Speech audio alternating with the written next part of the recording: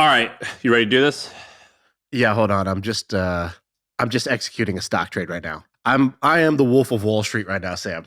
We are live on this podcast, but I'm not here. I'm not here talking to you. I'm in Wall Street right now on the stock market floor, shaking my money, saying, "Take my money," because I'm buying a stock. I don't think the Wolf of Wall Street used Robinhood, but that's okay. If you want, here's what we're gonna do.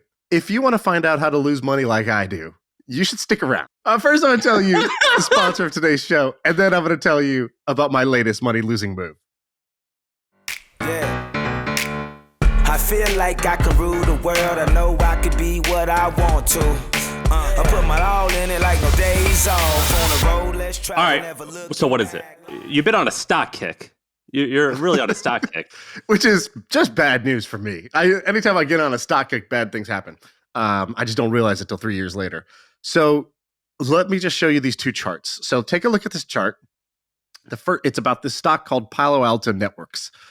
I don't think you're following too much of Palo Alto Networks. Am I right in assuming that? I'm not following right now, but I know like it's one of the Silicon Valley OGs. It's been around for a long time, and yeah. Okay, good. That's pretty good. All right, so look at the stock first. I know a bullshitter when I hear one, and you don't know a shit about the stock. I know whatever you can learn reading the Wikipedia. I've read the Wikipedia. Tell me this: what do they sell? What's the product? No. Why are you looking at the screen? Look at me. Look me in the eyes and tell me what they sell. Networking and data solutions, I believe. So something like they used to be like one of the OGs that had servers, didn't they? Dude, here's the reality. I don't know what they sell either. It doesn't matter what they sell. Look at this chart for a second.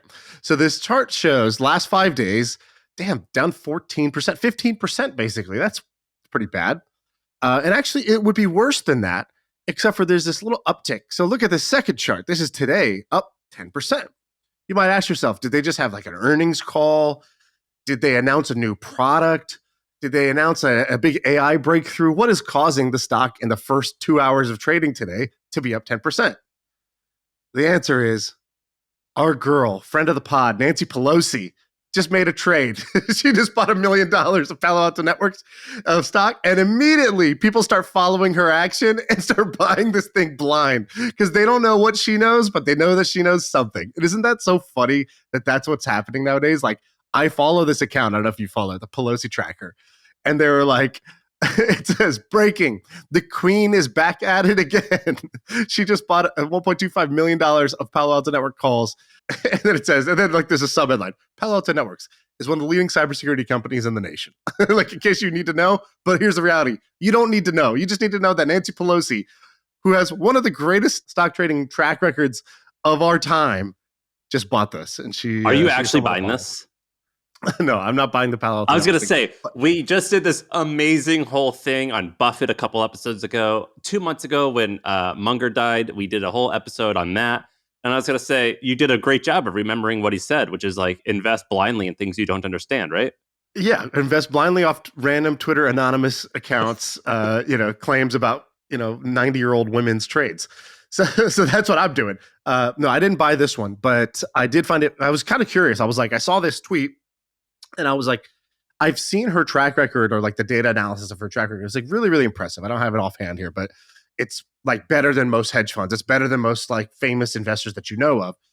And so I was wondering, are people just fast following her trades? That's why I looked at what's happened today. And the share price is up $27 this morning because she had to disclose what she bought. And so people were tracking that. So I just find that I was curious, does the stock actually move when Pelosi makes a trade and our girl moves weight? All right. She makes waves in the market. I'm an idiot and I don't know anything about politics, but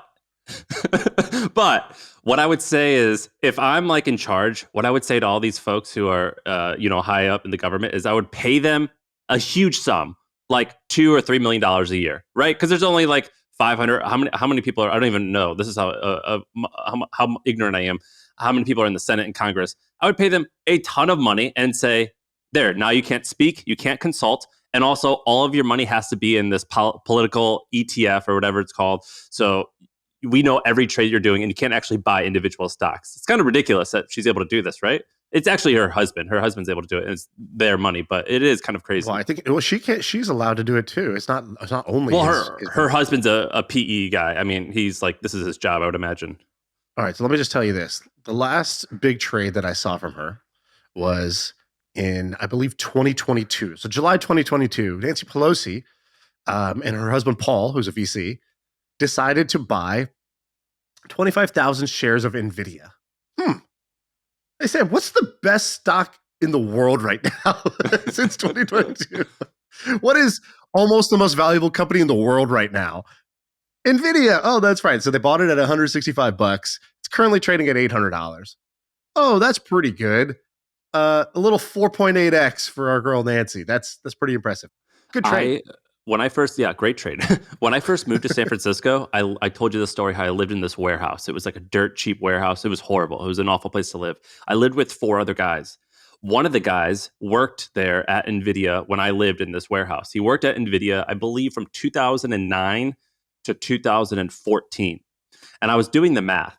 If he had $150,000 of equity given to him over 4 years, which seems reasonable, that's $30,000, $40,000 a year. If he didn't sell, his net worth would be something like $35 million. Is that insane or what? And he wasn't an early employee. He would have been employee. I don't know how big they were at the time, but it was thousands of people back then. Isn't that insane that someone could do that? NVIDIA has been insane. So what was the S&P 500 gain last year? Last year, the S&P 500 was up 24% in 2023. Okay. Nancy Pelosi was up 65%. She just tripled the S&P 500 performance with her trades, as her side hustle while she's the Speaker of the House or whatever the hell she is. Pretty crazy. You know what else has grown? A mere, 25% in the last year? What? Our YouTube subscriber base. We are putting Pelosi to shame out here, but we need your help. We need your help. We need you to go to YouTube. We need you to type in My First Million, and we need you to subscribe because we put in so much work every week, and people think it's free. It's a common misconception. They think it's free. Sam, tell them what it is. Look, this podcast isn't free. Everything on YouTube's free except for this channel. All we need in payment is just you to click subscribe. It takes you literally 10 seconds, but it means the world to us. We pour our hearts in this. That's all we're asking in exchange. It's called the gentleman's agreement. We're not there to actually see it. You do it, but we hope you do. That's why it's the gentleman's agreement. What do you got? What's the trade that you just did that you actually are excited about? Because you said when we started, you said you got a trade that you're doing as we speak. What is it? Disclaimer, not financial advice. Disclaimer, I'm very bad at stock trading, but I persist because I'm the little engine that could. I'll never give up. And so I noticed, I don't know if you noticed, but over the weekend, there was like a lot of negative sentiment around Google. Which is why? Because their AI product is like woke? Super woke, yeah. So basically they released Gemini, which is their answer to ChatGPT, formerly known as Bard, which, by the way, there's a hilarious tweet that goes around every time Google releases a new product or renames something. And people are like, cool, should I would love to check this out on Meet, formerly known as Google Meet, formerly known as Google Hangouts, formerly known as Google Hangouts Plus, formerly known as Google Duo. And they'd show how many times Google renames its product. So it renamed Bard, which was an awful name, to Gemini, better name. And it came out and basically it was Bard. Bard. Yeah, Bard was their the next great act of their company. The thing about Google is the word Google sounds like a noise, which is fine. I'm okay with that. It sounds more like a noise than a name. And they just took that a little bit too far. The Bard. Yeah, they were like, what are we going to call it? And somebody burped on the call. And they're like, okay, yeah, we can go with that. And the guy didn't know what to do. So he just didn't say anything. So, basically, if you went to Bard and you were like, hey, can you, it started off with people were like, hey, can you generate an image of spaghetti? And it generated a great image of spaghetti. And they're like, cool. Can you generate an image of a Viking? And then it generated an image of a black Viking. And people are like, huh, that's weird. Why is the Viking black? Hey, can you generate an image of a white Viking? And it was like, gave you like a Mexican Viking. You're like, hey, hold on. Can you give me an image of a white person? And it was like, nah, I can't do that.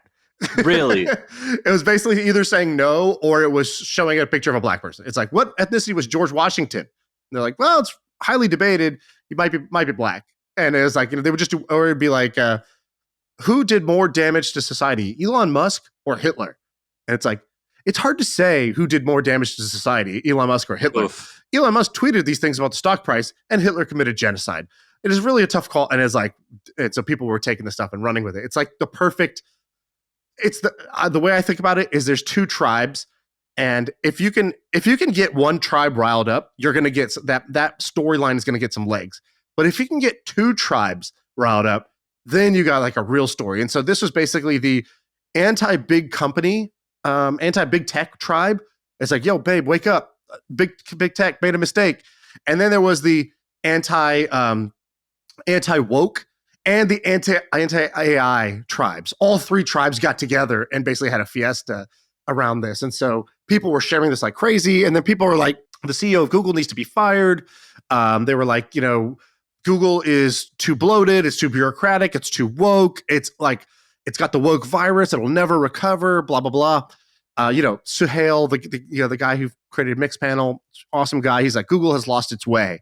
Then I read my next tweet. Elon Musk says, the bureaucratic, a Google exec called me and promised to change it, but I told him, I don't think the bureaucratic blob inside Google will even let him make these changes. It's hopeless, basically, is what these guys are saying.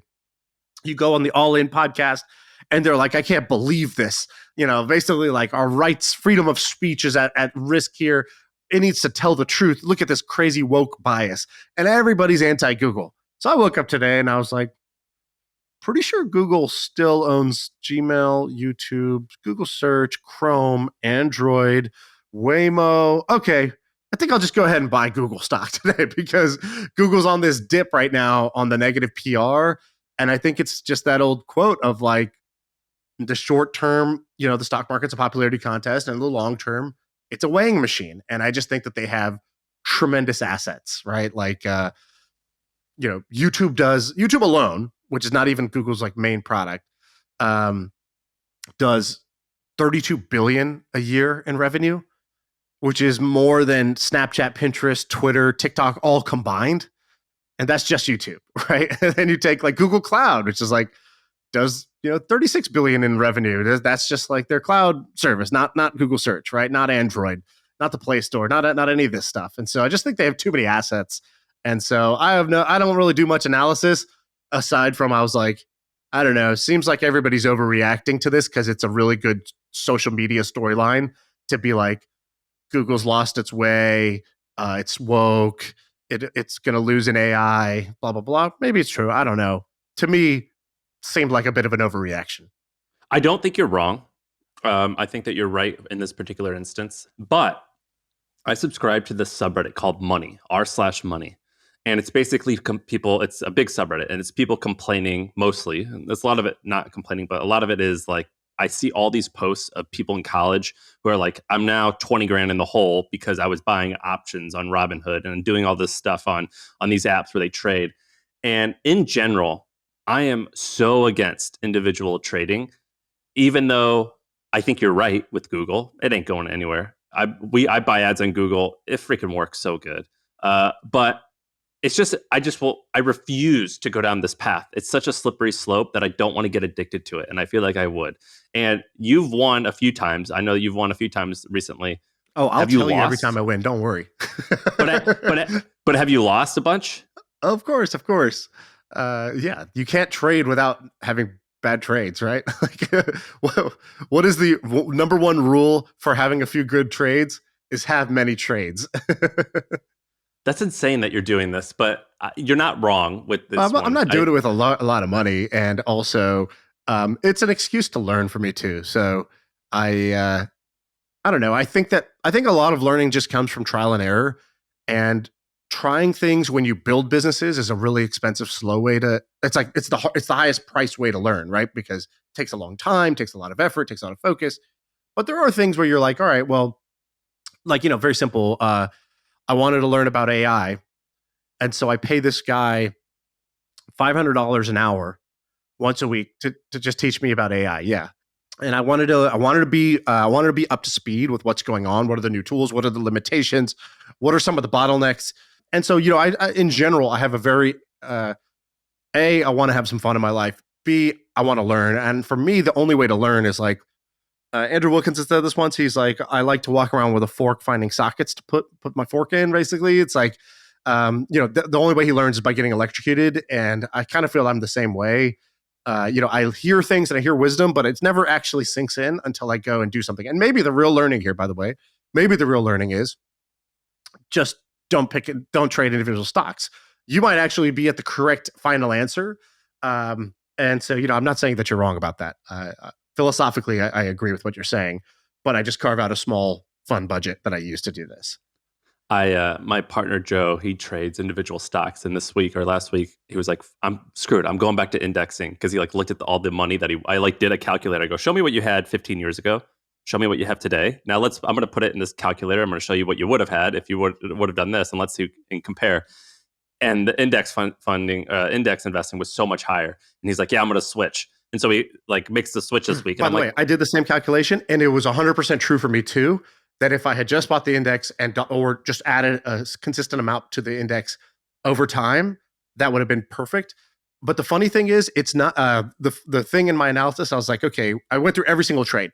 Again, how do you learn? You go back and reflect. So I went through every single trade, and I said, what story does this tell me?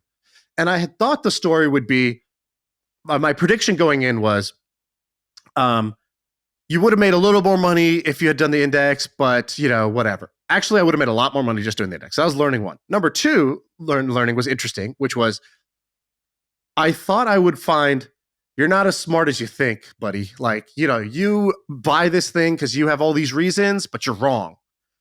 And in actuality, I think I only lost money buying in a very small number of stocks. I think it was like less than 5 stocks that what I bought it for versus what it currently is less, or even less than it would have been if I had just been in the index. Like it's pretty comparable returns.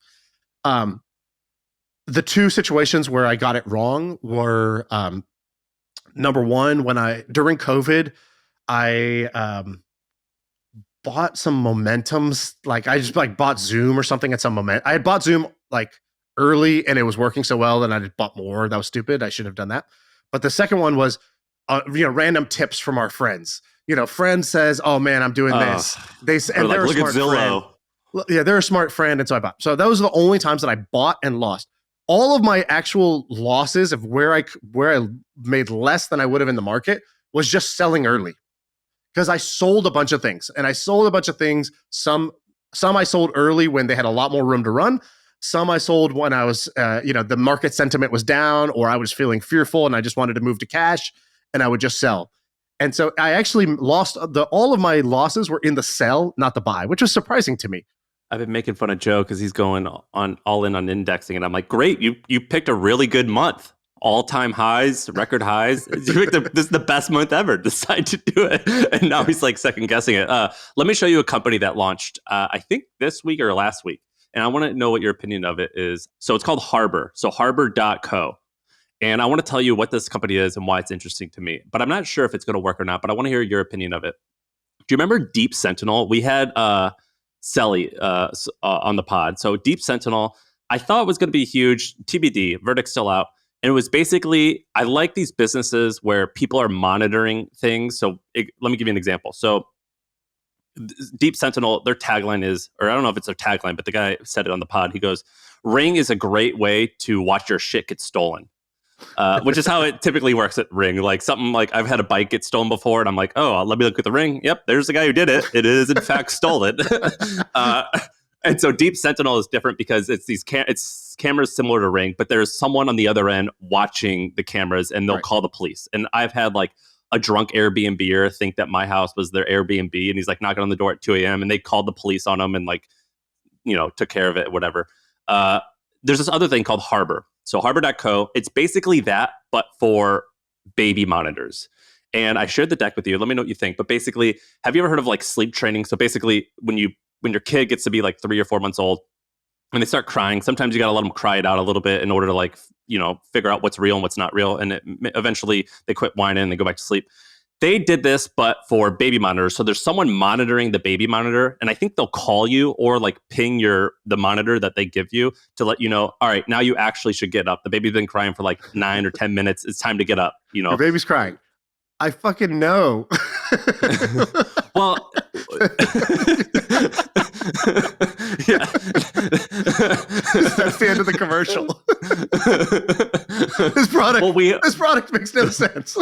How big is your house? That's why I want to hear your opinion on this, because we had Jack Smith on the pod. Do you remember when we had him on the pod and he did the same thing where he set up like a Ring camera for his baby monitor, and then he hired someone in India to watch the monitor. I think he used Shepherd, actually. He hired someone to watch the monitor and to call a dedicated cell phone just to let him know when the baby's been crying for 10 minutes or something like that. And these guys turned that into a product.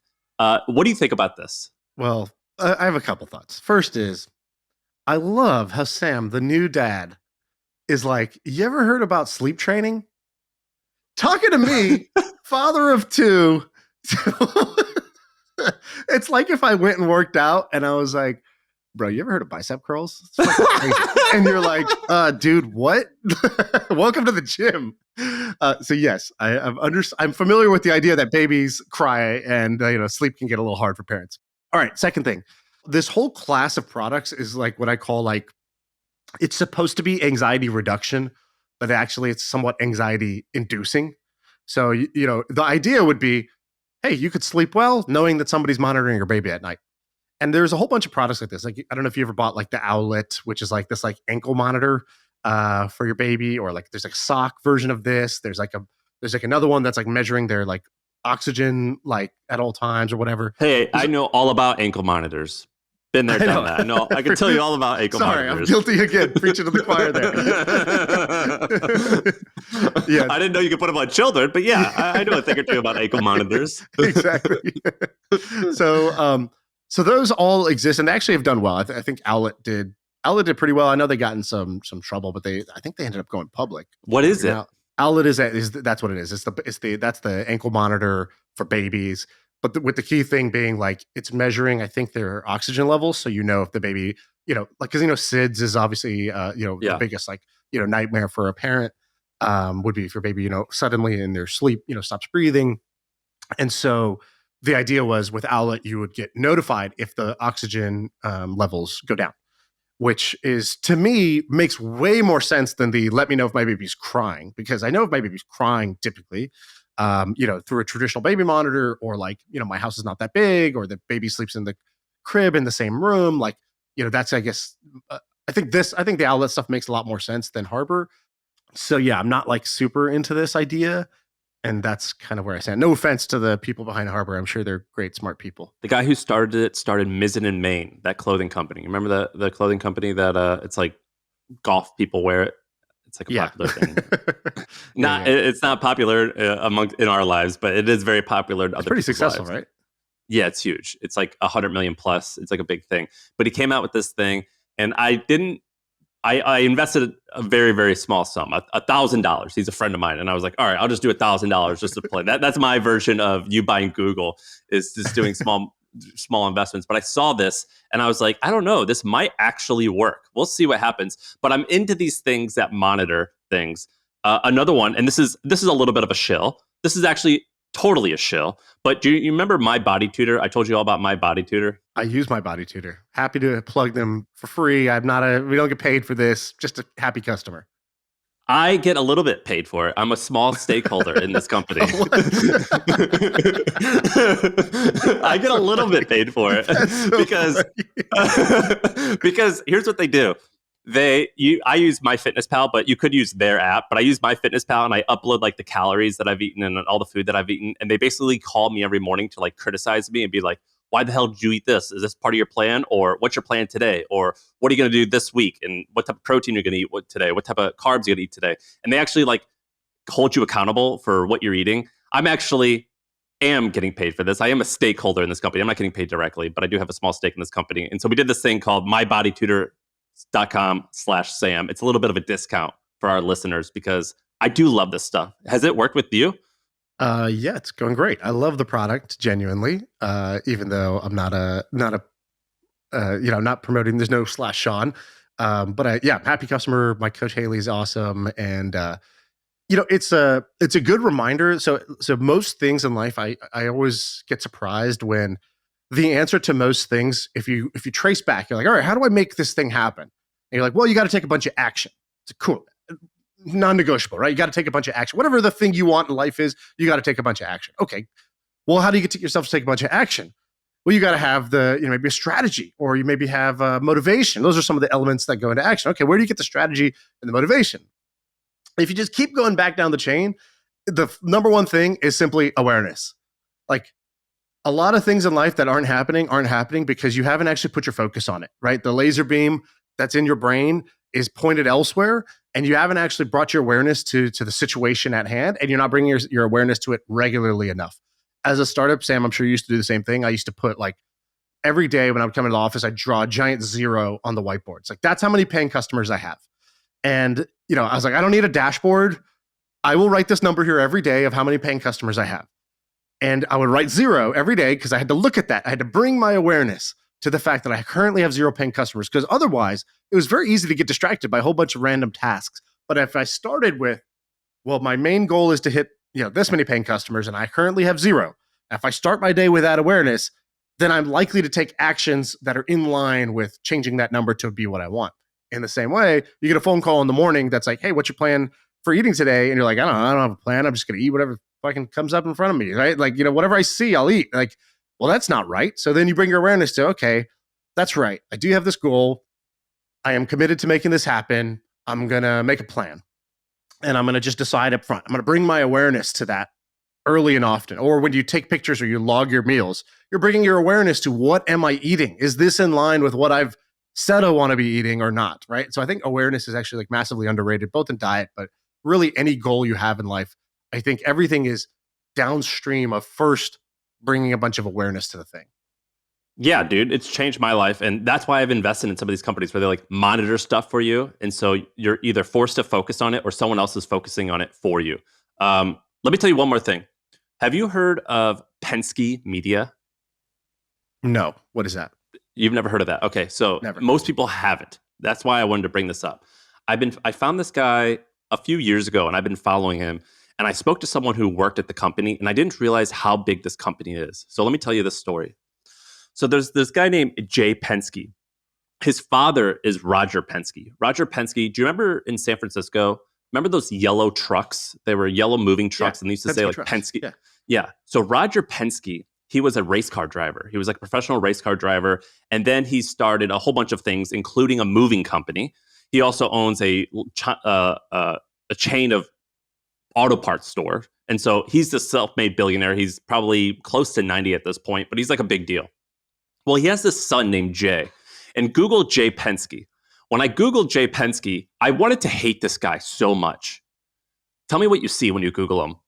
Let me guess. He's too handsome and too rich for you. He's too handsome. He's too rich. I think his wife is a beauty pageant. You can be one or the other.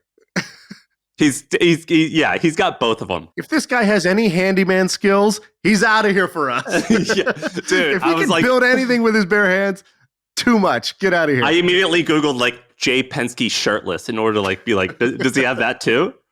Which he does, I think. But I looked this guy up, and I wanted to hate him. And I did research on him, and I completely love him. I think he has it all. So check this out. So you've never heard of Penske Media, but let me tell you all the things that they own. So they own South by Southwest. They own the Golden Globes, Rolling Stone, the Hollywood Reporter. Now they own a large chunk, maybe most of Vox. They own Variety. You said he owns South by Southwest and Rolling Stone, this guy? Yes. He owns the Hollywood Reporter, Billboard, Women's Wear Daily, New York Magazine, Eater, The Verge, Art News, Art Forum, Art in America, The Rob Report. Have you been in The Rob Report? Yeah. It's like... This article says he is the Rupert Murdoch of entertainment. Yes, exactly. He's really under the radar. Not a lot of people talk about this guy, but Penske Media, I think it's called PMC, Penske Media Corporation. They're pretty under the radar. They own enough publications that something like 1 in 2 Americans go to their websites every month. It's massive. They get hundreds of millions of monthly uniques. And they're one of the few media companies that's large that is consistently profitable. They've been killing it for years and years and years. He's originally... How did they get started? How did he build this empire? Yeah, so he originally started his first, like, getting into the digital business was when he was in his 20s. He bought mail.com and he was like, I'm going to create a new email service. It didn't work out. And so he eventually sold the domain mail.com to someone else, and he made a little bit of money doing that. And then he was like, all right, but I still want to get into digital. I still want to get into media. And so he started, I believe, it's actually hard to find the origins of the story, but he started something like an ad network. And he starts an ad network in the 2000s, and it's going okay. And then they eventually start buying publications to put ads on. And then slowly, they start gaining momentum. And over the last 20 years, I think the company's like 20 years old at this point, they buy more and more publications. And this guy's like, he's got a chip on his shoulder because he's the son of a billionaire. And allegedly, that's what he says. He says, I've taken no money from my parents. I started this with a very small sum, my own money, and I've just slowly rolled this into another thing and another thing and another thing. And now it's this massive business. And I think 2 or 3 years ago, they raised $200 million in order to further fund acquisitions. But people aren't talking about this guy at all. And I asked this guy who sold this company to Penske, and I'm like, what is he so special at? And he says, here's a few quotes that people have said about him. They go, I think he has a chip on his shoulder and wants to prove himself. He was hustling back then not to be known as Penske, to prove himself not to the world, but to his family. And another guy said that when he hires people, at this point, they have something like 1,000+ people. He interviews every single person who they hire. And when he buys a company, he wants to interview every single person who works there. And they say he's a steward of the brand and he truly cares. There's this one story about, I think it was, what was it? It was a real estate publication owned by this woman that was notoriously rude to everyone. She was like hard to work with. She was kind of a diva and she was just rude constantly. She was one of these Hollywood real estate reporters and she kind of thought she was on top of the world. And Jay Penske comes in and he's like this good-looking, privileged guy. So immediately she thinks she's going to hate him. And he totally toned her down and won her over with kindness and like being polite and like having her back constantly. And that's been a trend I've noticed with this guy is all these people say that he's just really kind. He's really nice. He's a really, really savvy operator and he's super low-key and under the radar. But this guy, Jay, he's one of the biggest names in media and very few people are talking about him. I love how he's like, I want to make a name for myself. He's like, Penske Media Group. He uses the same name. Also hilarious. This is fascinating. So he didn't take money from his dad. That's interesting. He took money from the Saudis and he took money from that guy, Daniel Loeb, who's like the legendary trader. Yeah, but I think that was like 15 years into the business. I think that they actually bootstrapped it for a long time. I think they raised $200 million at $1 billion valuation. How would he bootstrap it? Like, what was the first? What was the cash cow? Well, the first cash cow was their ad network that they made. So I used Web Archive and I went and looked at what their website used to look like. And it was basically, it reminded me of an ad network. Now, this was like 15 years old, I believe. And so like a lot of the terminology was even different. And like the type of stuff that they were doing isn't really relevant anymore. But it was from like owning mail.com that he bought for cheap and he sold that for a profit. And then it was like an ad network is what it was. But they've run profitable for a really, really long time. So I think this super cool find. I'd never heard of this guy, and I did not know that the same family owns Penske, the truck thing. They own the Indy 500. They own the IndyCar Raceway and all that.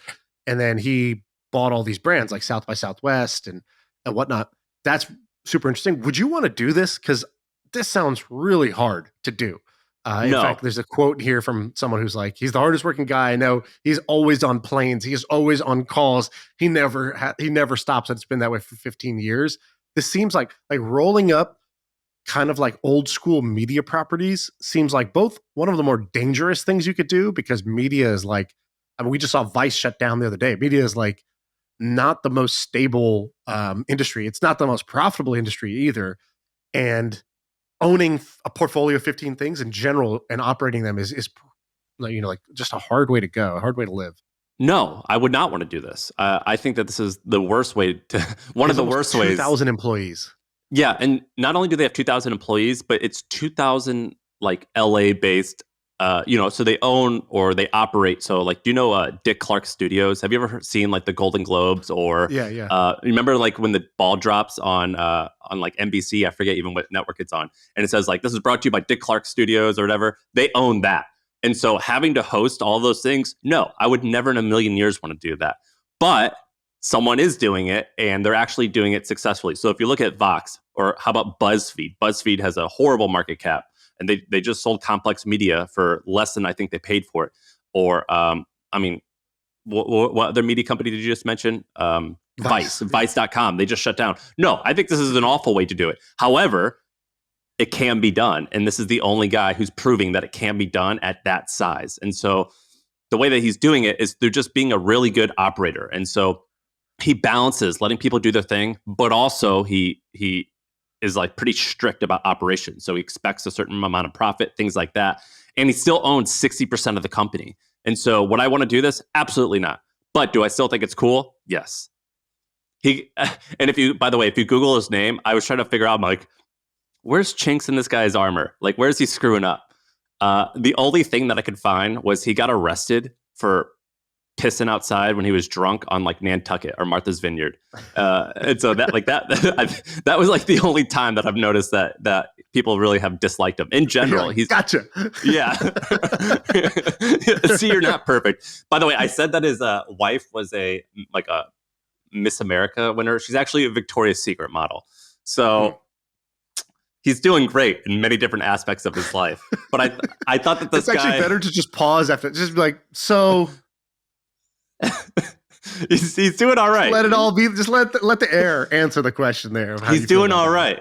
But have you ever heard of Cy Newhouse? Do you know who Cy Newhouse is? No, but I have an idea for you real quick. I've noticed, and many of the listeners have noticed, that you love a good-looking man. I think you should create the Forbes 30. I think you should create the Parr 30 studs under 30. And it's just great-looking businessmen. Just dreamy hunks. Dude, so many times people in the comments, they think I'm gay, or they'll comment on how I comment on people's calves. I wonder why, dude. You're like, I Googled this guy shirtless. That was my research. For the record, I'm not gay, but I can appreciate when someone's really handsome. So sue me. I love art, long walks on the beach, and a nice body. Regardless of who's it on. Dude, it's pretty, a lot of people do think I'm gay, because I remember we were talking about this one track athlete, and I was like, look at his calves. You see those calves? I'm sorry. Yeah. I can admire, I can admire. Well, your hand was like making a cupping motion while you were saying it, so that was just too much. That's all right. I'm fine with people thinking I'm gay. That's okay. Whatever. Anyway, interesting guy who's under the radar, that's doing stuff that you use, but you probably never knew who was behind it. That's what I wanted to bring it up. Okay, I like it. All right, Sam, you brought some fire today. The Penske thing was awesome. Pelosi, we're keeping an eye on her. I got my stock pick in. We're going to check on that one in 5 years and see how I did. Good episode. That's all for the pod. Actually, we're trying something new. So we have a new format for the next episode that we're calling the Quickie. And the Quickie episode is just quick hitters. Basically, throughout the week, me and Sam see a bunch of things that are really interesting, but they're kind of short. They're just like, hey, did you see this? Check this out. This is something really interesting I saw. And it's stuff that we normally just share in our group chat because everybody likes it, but we didn't know how to make it into a pod. So we're actually going to just take the best ones from the week and put them together as a little Friday Quickie of quick hitters. So check that out. All right, that's the pod. I feel like I can rule the world. I know I could be what I want to. I put my all in it like no days off. On the road, let's travel, never looking back.